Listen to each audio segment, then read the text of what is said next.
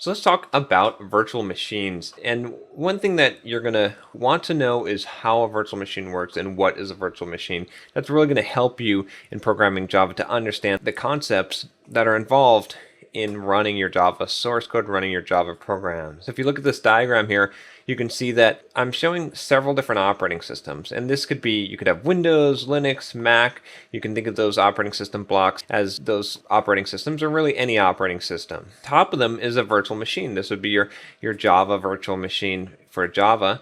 And you can see that each operating system has its own virtual machine. But if you look at the top there, you have your Java source code. It gets compiled by a Java compiler, and that compiled Java code can run on any one of those machines. So basically what's happening here is you're writing your source code once. You're not doing any differences for the different platforms. And there's of course some exceptions to this rule, but the design of this is intended to be such that you write your source code once.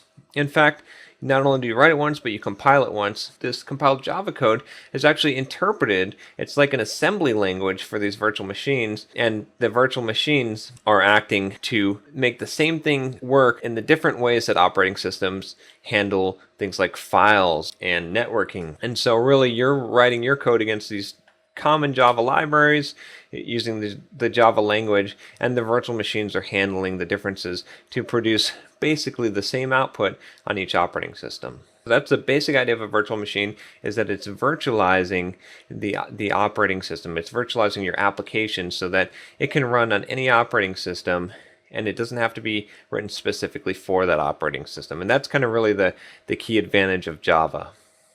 So a little bit more about the JVM.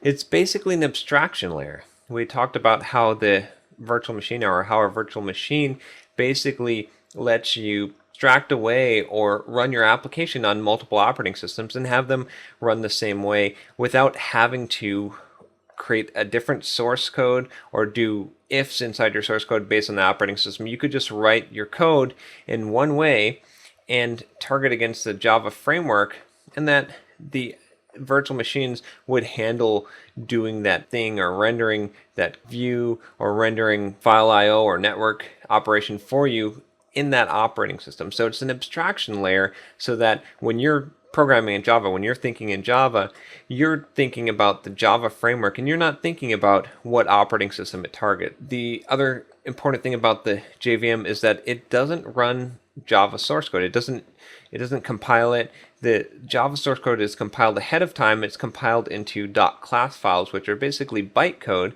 And bytecode is nothing more than really an assembly language for the Java virtual machine. So just like computers, an x86, a Intel PC basically would have its own assembly language, the Java virtual machine has an assembly language, which is the bytecode. And because of this, you can actually run more than just Java in a JVM. There's a whole host of languages that exist now that compile themselves down to Java bytecode and therefore can be run inside of the JVM.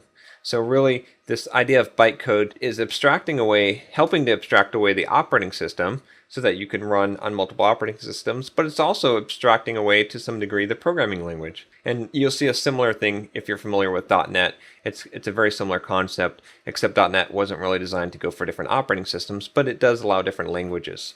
The JVM does garbage collecting, and we're not going to go into detail in garbage collection, but garbage collection is basically a way that you don't have to manage memory yourself.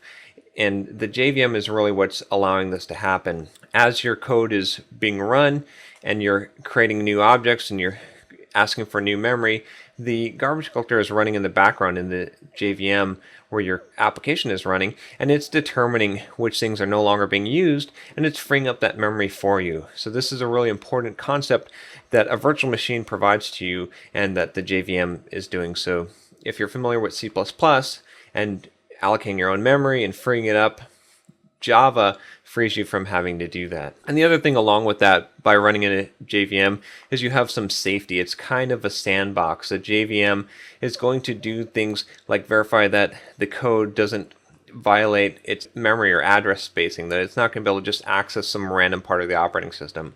Things that are running inside the JVM are sandbox. They have that safety because the JVM's enforcing that safety. Whereas if you're writing just a native program, there's nothing to stop you from overwriting some memory location that doesn't belong to you, unless the operating system itself has that control. But inside the JVM, you're guaranteeing that safety.